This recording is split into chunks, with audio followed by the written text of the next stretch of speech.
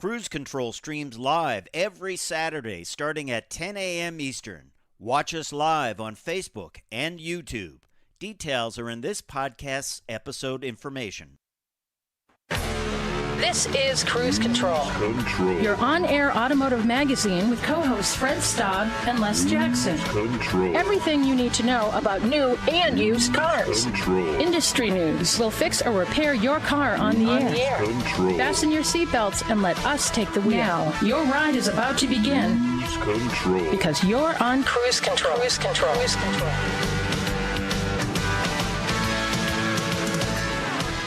That's right. Your ride is about to begin. Whoops, it's already started. So I hope you're buckled up. Hi, I'm Fred Staab. Along for the ride, as always, is none other than Les Jackson. Les, hello and welcome. Good morning. Good morning. We are stacked up with tons of information. Yeah, we sure are. And we're going to start, as always, with Lincoln going for 5 by 2026.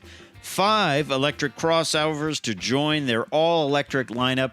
They are going to become the premium electric brand of the Ford Motor Company, just like Cadillac is for GM. Yep, absolutely. Makes sense. And Hyundai might use microwave parts oh boy, to make up for the chip shortage. I can just see getting into your Hyundai and you have to push potato warm up. Yeah, exactly. Maybe they have that poke-in sensor. You can poke it into your side to say, turn on the seat heater. Yeah. That's right. And what will the markups ever stop? This is something we've been talking about a lot on Cruise Control. If you go into a dealer, be prepared to pay well over MSRP. One Kia dealer doubled the price of the brand new EV6, which is supposed to be an affordable electric vehicle. We'll tell you about it. Getting a bad attitude about this. Anyway, Subaru prices out the new WRX, which of course is a big sought-after performance car. So I can only imagine the markups on that. Oh, I don't even want to think about it. It's going to be in the hundreds of thousands of dollars. Yeah. So we'll talk about that. And we're also going to talk tech. Will an inflatable steering wheel lead to more safety? And it's not what you're thinking, that it's going to blow up and like an airbag and protect you. It's a little bit of a different idea from Toyota. So we'll tell you about that tech. Yeah. I don't know. I think it's going to be a long time before big changes in steering wheels become acceptable, but you mean you're talking about the this. Tesla yoke, the yoke joke? The yoke, and or no steering wheel, or just people kind of think a steering wheel is important. Yeah, I think that's a fair thing. And then I'm going to have a at the wheel review of a real great vehicle, the Genesis GV70. I'll tell you right up front, you know how I feel. Genesis is batting 1,000. I have not had a bad Genesis vehicle. This is what they call their athletic crossover. That's like me. And that's like you, yeah. Not active lifestyle, but athletic. It is a little bit smaller version, so we'll tell you about that when we come back on Cruise Control, your on-air automotive magazine. Stay tuned.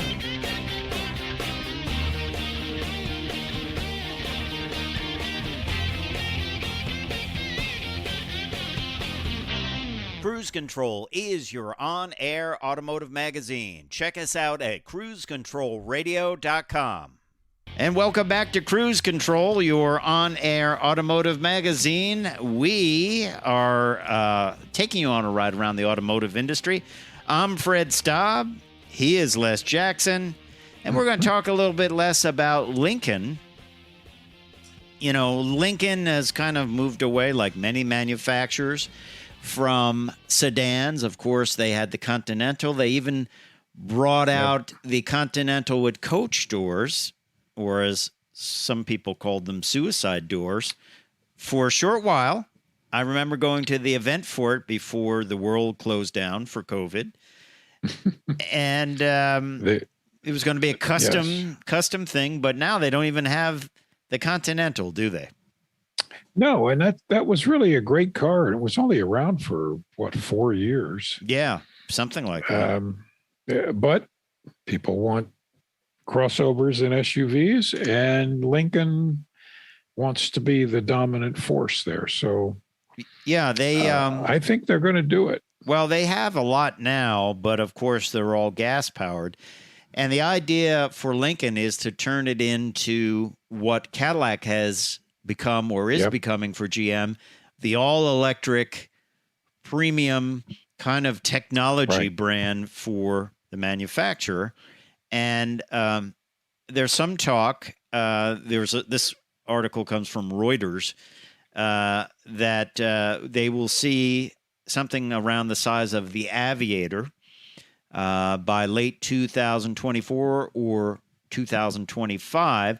And there's some talk that this will be built on the platform that the Mustang Mach-E is built on, which makes a lot of sense, doesn't it? Well, that's a great platform. Makes perfect sense. And I picture it in my mind as a Mach-E with a beautiful interior. Yeah. Not that the Mach-E interior isn't beautiful already, but like a super luxurious high-end fixtures.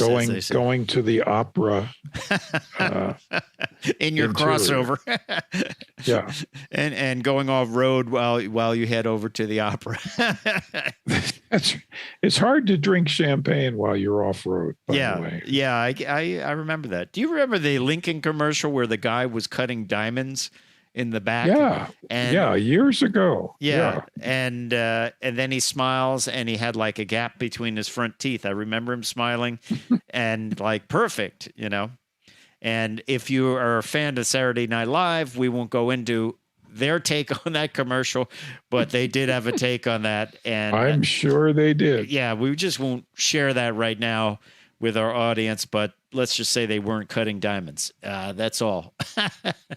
But we're going to see a lot from Lincoln, which I like because I don't want to see that brand go away. I want to see a lot of interesting vehicles come out. And in the last couple of years, they brought out some incredible interiors with their vehicles and really upped the game. You don't see a lot of Lincolns on the road. I don't think they sell well. No, you don't. But they do have some great vehicles, and hopefully they will get even elevated even more. And I think that's what's going to happen. But I agree. If the chip shortage doesn't stop, I don't know what's going to happen. I mean, vehicles will be $400,000 a year, and dealers will be marking up a $25,000 vehicle up to $400,000. Well, that's right. Obviously, the chip shortage is going to go away. I think it'll be in very good shape by the end of this year. Okay.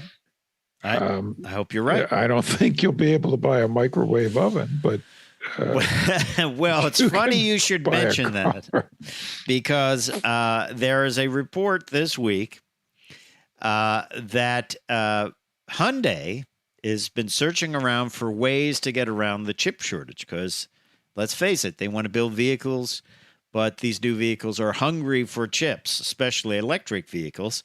So they don't want to keep removing features from their vehicles, and we don't want them to either. But there's a report from a publication called The Elec, and they said that Hyundai is looking to use parts from microwaves, or originally designed for microwaves. They're not going to find a microwave sitting at the curb and say, wait a minute, I can get the chips out of that. But that they can repurpose these things, these IC controllers, and use them instead of automotive chips. I think it's a good idea. They should try it. Why not? Let's face it, your microwaves, in most cases, last for years, right? I mean, I see a marketing idea here.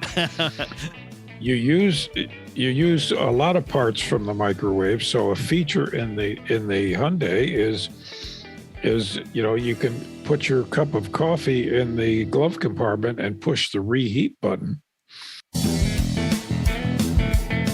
Cruise Control. Hey, welcome back to Cruise Control. I'm Les. He's Fred. Hello. And yes, we started to talk about the chip shortage. Yeah. Like we haven't been talking about that for the last several months. And you know, it's still going on. It is cleaning up a little bit slowly. Is it? I mean, it's hard to gauge. Is it cleaning up, or is it just become part of the process of building a car?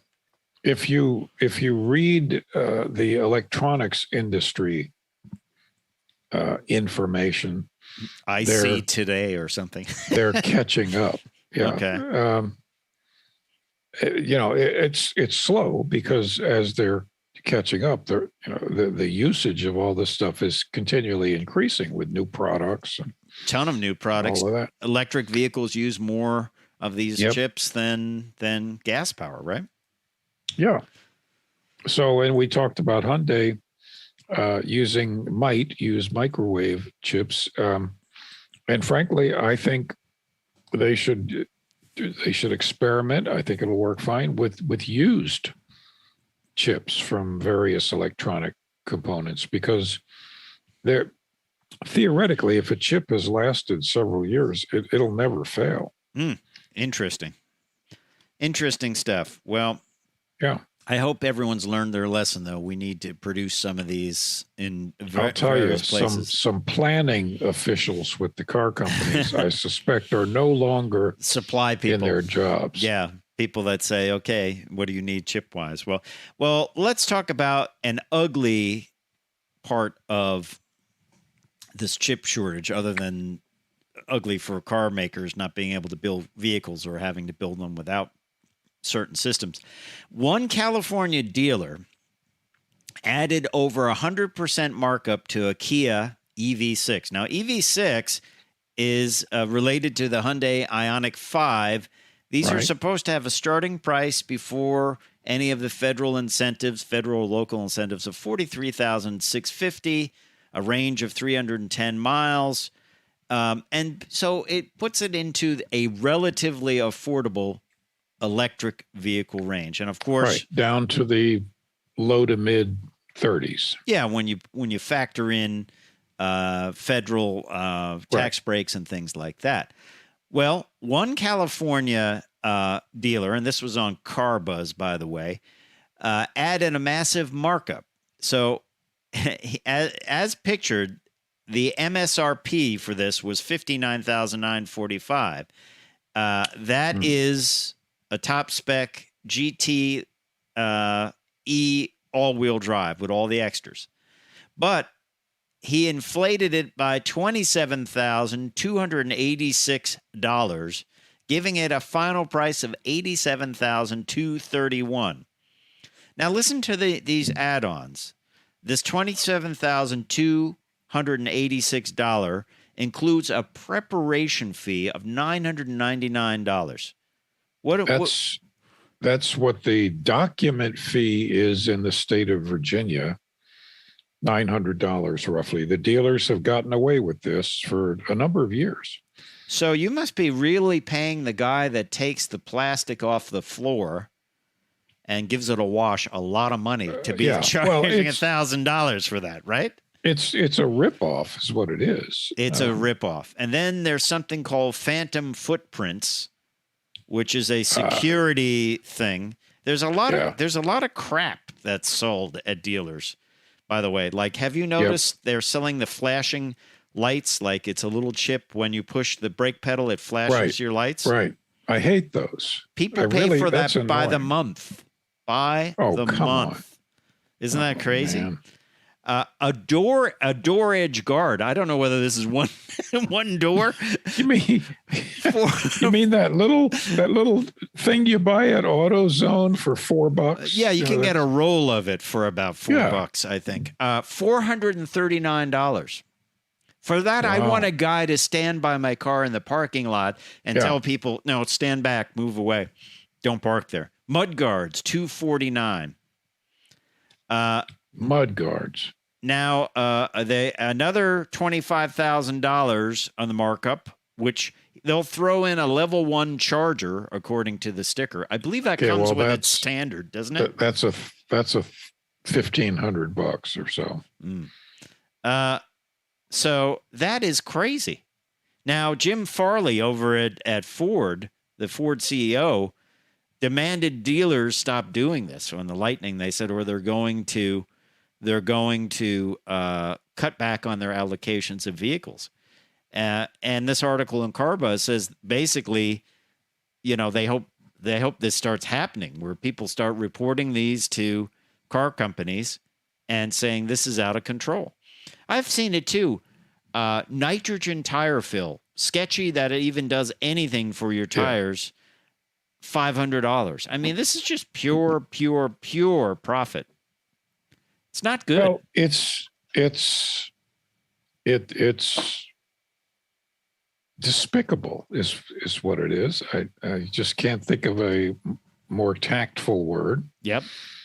And I hope every manufacturer does the same thing. Okay, you gouge your customers when these cars start rolling off in normal volumes. You're not going to get many. Well, here's the thing, Les. Is this just going to become the way of buying a new vehicle that not that you'll even get the deal, but that MSRP is you're just going to pay over MSRP? That's what dealers want. Dealers are actually they're at dealer meetings. They're trying to figure out ways to artificially limit the availability of vehicles so they can charge more than MSRP, which is MSRP has not been something people pay for decades and decades. On anything. Yeah. I mean, so it can't work this way. I think what they're doing is that they're accelerating the inevitable change in the laws that allow you and me and everyone else to buy directly from the factory. Right, because you're Jim Farley and you come out with this great vehicle, the Lightning, and then they screw it up because they want to make a killing on each vehicle, right? Yeah. And they still make money on the vehicle. They're not they're just kind of holding the vehicle and retailing it, right? They're not building it, they're not designing it. And the idea is they get money from service. And some of the dealers will say, well, now I won't get money from service because an electric vehicle, it's going to need less service, right? Well, you're always going to have service. They make most of their money from the financing. Yeah. And, I always say to people, if you're going to finance a car, don't do it through the dealer. Just go in. No, I got a check. You tell me what it is. I'll come here with a check. And that's it, because it just cloudies the whole deal. There's too many things going on, and you don't know what you're paying. And it's all about the payments. Well, sure, what does it actually cost me? That's the problem. So I hope it changes. But folks, hang on to your vehicles if you can. There's plenty of new stuff coming out. That's very exciting coming down the pike, and also. You just don't want to. That leaves a bad taste in your mouth to pay more. Well, yeah, you're gonna hate it. Quick story. I've got a friend that has a Subaru that's got about 150,000 miles on it. He wants to buy a new one. It says, I can't spend all this money. They want $15,000 over what I could get the deal for. And I said, so you need a new engine and transmission in your Subaru, and otherwise it's fine? He said, yeah. I said, spend the money and put in a new engine and transmission. Yeah. You won't spend $15,000. No, I agree. And you're not paying tax. I agree. On a new car. I agree. Spend it. All right. Well, we'll be right back with more cruise control after this, and we'll talk about Subaru pricing the WRX and inflatable steering wheels. Safety for your future. We are live every Saturday at 10 a.m. Eastern, Watch us on Facebook and YouTube. Details are in this podcast's episode information. Cruise Control. Welcome back to Cruise Control. We're here. I'm Les. He's Fred. Hello. We got a lot of stuff to talk about before this hour's up, so we better get moving. Yeah, let's jump right in. We are talking new cars. Might not be available, but let's talk about some pricing on the brand new WRX. Of course, if you buy that, you want to immediately take it out and run it on some dirt. But the new 271 horsepower, 2.4 liter turbocharged boxer engine. There's a top level trim, GT level trim, and it is available with a new Subaru Performance transmission that offers faster up and down shifts. Of course, it comes with iSight driver assist technology and advanced adaptive cruise control, and a new Starlink 11.6-inch multimedia plus system. They've kind of turned it like a tablet on the dashboard. We've seen this before on the Outback, and they're kind of, I believe, integrating that into the whole Subaru lineup. But we shall see about that. But let's talk pricing on this, and these, of course, are pricing, just standard MSRP pricing. Now, it starts with the WRX Premium that's priced from $31,605, and pretty nicely equipped. You can get an optional 11-speaker Harman Kardon system in there, plus a power moonroof for additional $1,875. I guess they feel people probably wouldn't take the moonroof by itself, that they have to always put it in with the better sound system. More people would take a sound system, I think, than a moonroof, don't you? I would agree. Their prices for the WRX have over the years remained remarkably consistent. Next up is the Wrx Limited, with steering responsive LED headlights, low and high beam blind spot detection with lane change assist and rear cross traffic alert, and front and rear seats covered in ultra suede trim, 10-way driver power seat with lumbar adjustment, and that 11-speaker Harman Kardon system with the power moonroof.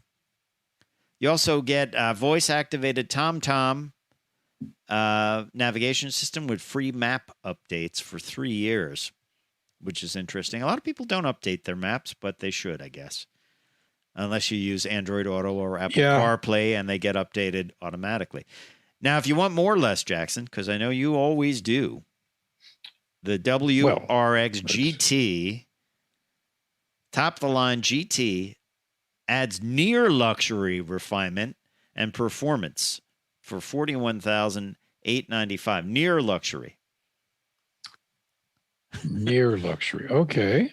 That's, you don't want to be completely. Is there, as you know, it's important to me, is there anything bespoke in it? I don't think so. Oh, dear. Oh, dear. Yeah. So really, it's a pretty straightforward buy of this vehicle. I don't know. Destination delivery, by the way, is $995 in Connecticut, Hawaii, Maine, Massachusetts, Maine, and New Hampshire, New Jersey, New York, Rhode Island, and Vermont. In those states, destination and delivery is $1,145 for retailers in Alaska. Well, Alaska's harder to get to. Yeah. So there you have it. I think this is going to be a marked up vehicle, don't you? Well, it's got a real following, and enthusiasts buy these. I think they're going to get gouged. Yeah. Big time. Yeah, I would say so. But it will be a fun vehicle to drive for sure. No talk of an STI version yet, but I'm sure that will be forthcoming, don't you think? I think so. Wouldn't you do that with your $41,000 car? Drive it on dirt immediately, No. really pound it. I'll drive the test car on dirt, but not driving mine. Yeah, fun vehicle. I'm actually excited to see what they've done with the Crosstrek, which of course the WRX Impreza that is based on the Impreza, and the Crosstrek is based on the Impreza, and I'm hoping that they do that big screen in there. I think that would be really nice. Crosstrek, nice size vehicle, but a little bit missing a few creature features in there. So there you have the Subaru pricing. Let's talk a little tech, shall we? You like talking tech? Absolutely. Well, especially this, because I'm curious. All right. Well, the idea comes from Toyota, and it is a steering wheel that inflates. Now, you might say, oh, well, we have those sort of. They're called airbags. Comes out of the center airbag cover.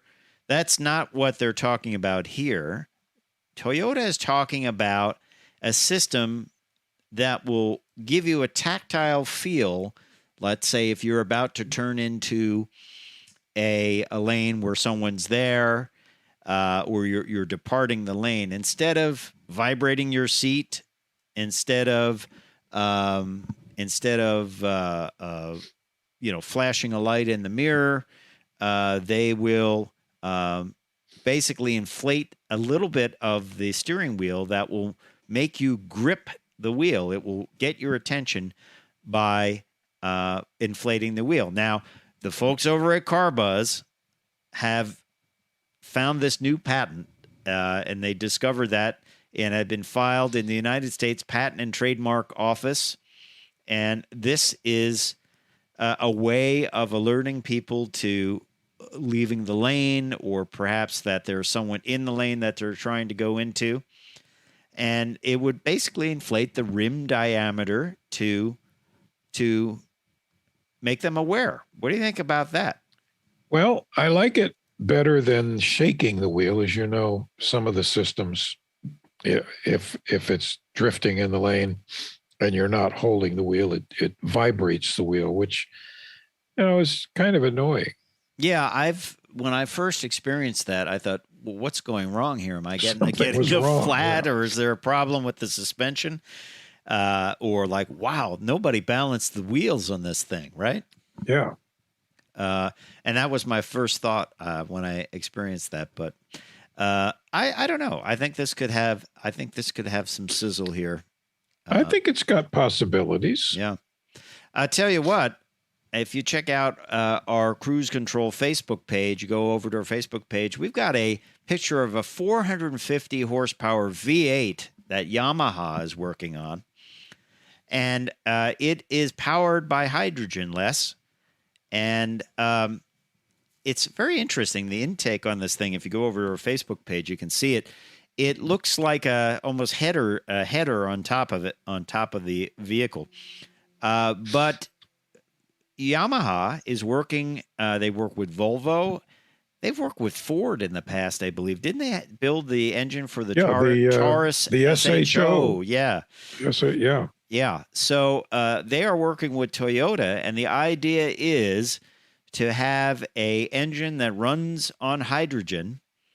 And if I can find this quote from Takahashi Yamada, who is on the hydrogen engine development team, he said, he describes the hydrogen engines as fun with easy-to-use performance characteristics. I like that. Yeah. You and I have talked about this as a way to keep classic cars on the road in the future, right? It just makes a lot of sense. And the other nice thing about it is, of course, you'd have a hydrogen tank, which is safe, ASTM standards. It's not going to break if you get into a crash. But the nice thing is, with your vintage car that you don't drive often, the fuel never degrades. It's just sitting in the tank under pressure. It's not like leaving gas in there for 6 months. So you're not going to have to drain your tank. You're not going to have to go through your carburetor or whatever. Can it be used with carburetors and fuel injection, or what would you need to do? Well, I'm sure you'd be able to use it with fuel injection. Carburetors, you have to liquefy it. You have to be able to mix it with air. The carburetor doesn't need to be a carburetor as such because you're not vaporizing it. Okay. I think it would be a rather simple manifold of some kind. Yeah. Well, head on over to our Facebook page and throw us a like if you like. We've got that picture of that engine up there, and it is pretty wild looking, the intake. As I say, it looks like a header. Yeah, it would look cool poked through a hood, I would think. So, it looks like a Formula One engine. It does. It does. Hey, when we come back, I'll have an at-the-wheel review of the Genesis GV70, so stay tuned.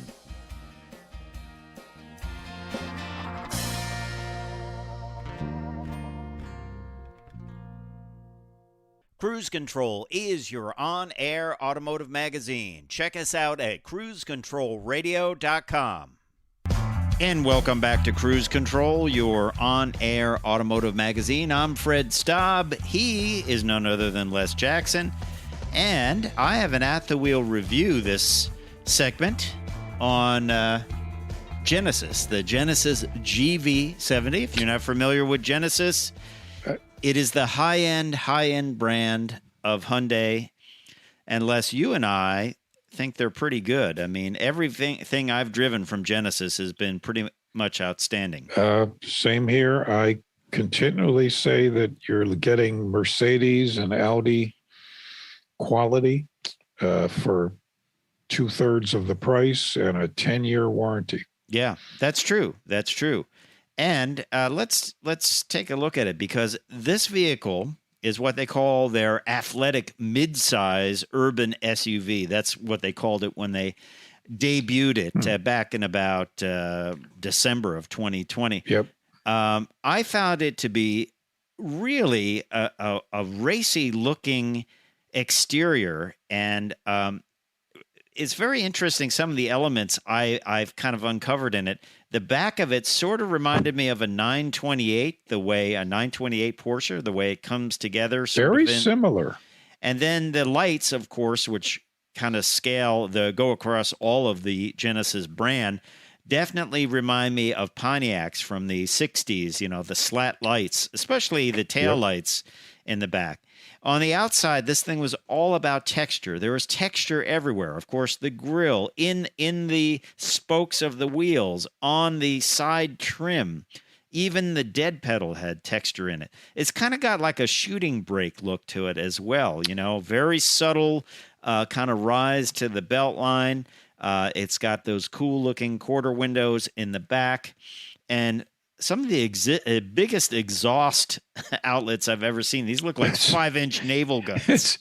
Actually, there used to be a cartoon in the newspapers. They'll do it every time, and they had the car that was always in it was called the Belchfire 500 in it, and it had huge exhaust rocket ports. Engine exhaust. Interior in this was amazing. Alcantara on the seating surfaces, leather. Great interiors. Just a clean, modern interior, leather with red stitching, a great kind of a carbon fiber pattern, red seat belts. One of the neat features is they include something you see in limousines, the ability to move the seat back and forth, the passenger seat. Everything, including gears, is controlled by the round controls on the console. Also, what was interesting, the assist for parking and overhead view, they did something called augmented reality, where they had a simulated car on the screen mixed with the real camera.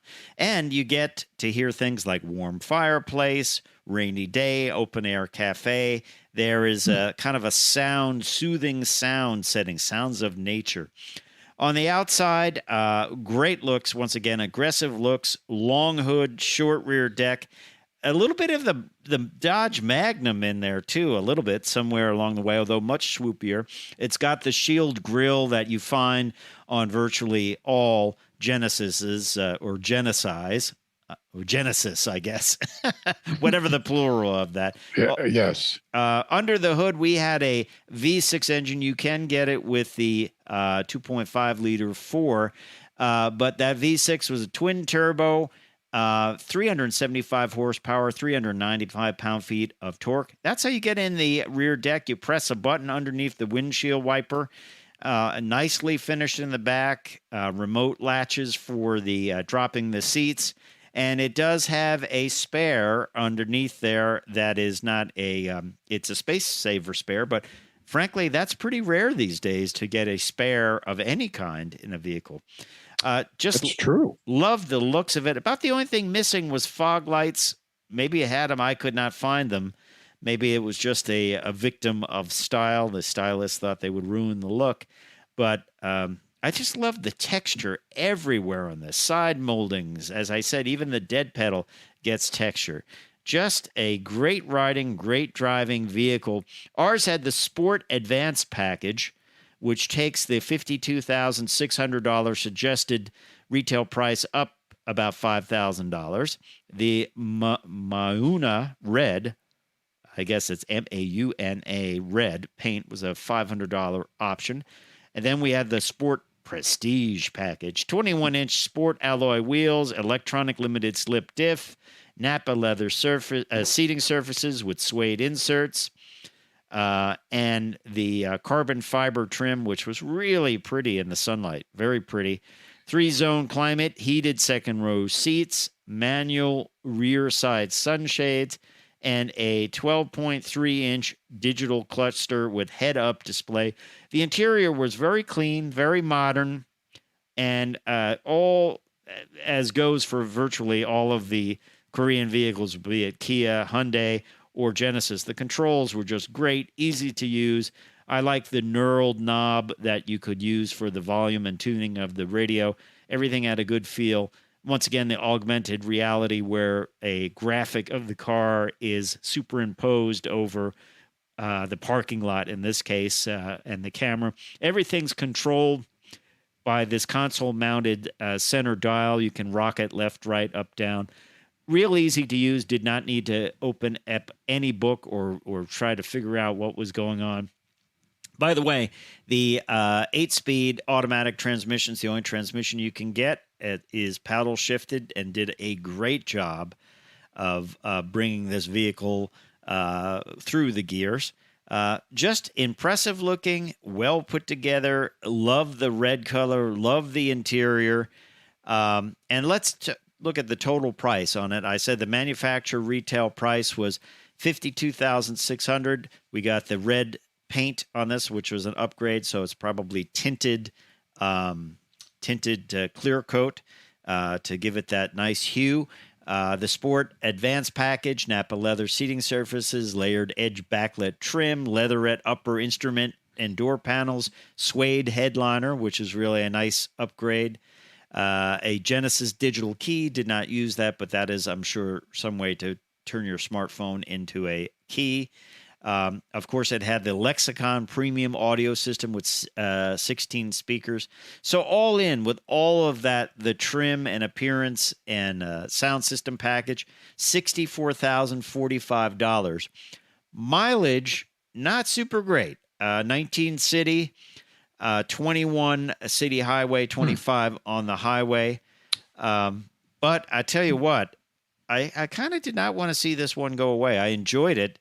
And interesting thing about those big exhaust ports on the back, in colder weather, and we had some weather in the teens, they just emit tons of smoke. Yeah, lots of vapor. Yeah. Lots of vapor. And even when you shut it off, the vapor still kept coming out. So I just love the shape of it, though. I would call it a shooting brake style look.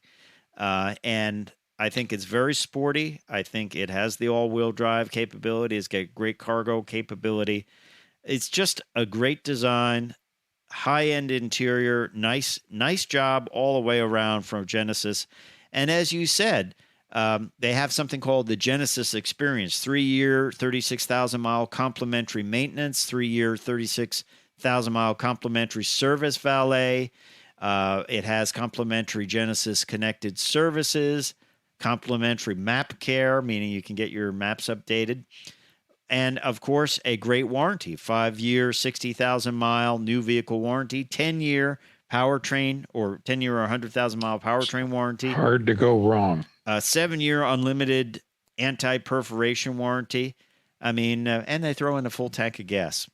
so Well, there you have it. That's worth a lot of money these days. That is not like, oh, yeah, thanks, sure. That carbon fiber trim was beautiful, though. Really, really nice. So I turned on the warm fireplace and enjoyed the there you are. Genesis GV70. Good stuff. Sport Prestige 3.5-liter T. Hey, it's time for me to say I'm Fred Staab. I'm Les Jackson. We're going to see you down the road. Bye. Cruise Control streams live every Saturday starting at 10 a.m. Eastern. Watch us live on Facebook and YouTube. Details are in this podcast's episode information.